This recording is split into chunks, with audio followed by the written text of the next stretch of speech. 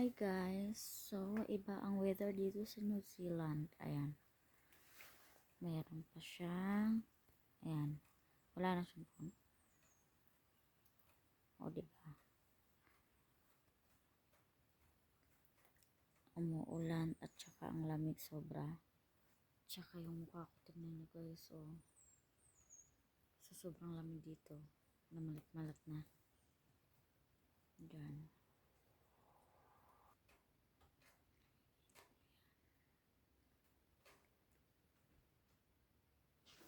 So, kailangan natin magluto. Namalat-malat ako. Ayan. Kasi nga, sobrang lamig dito.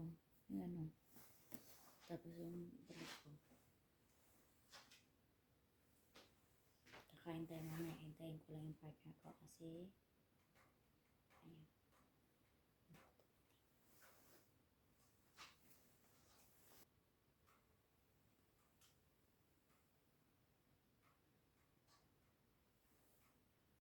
Kakain na kami. Ayan.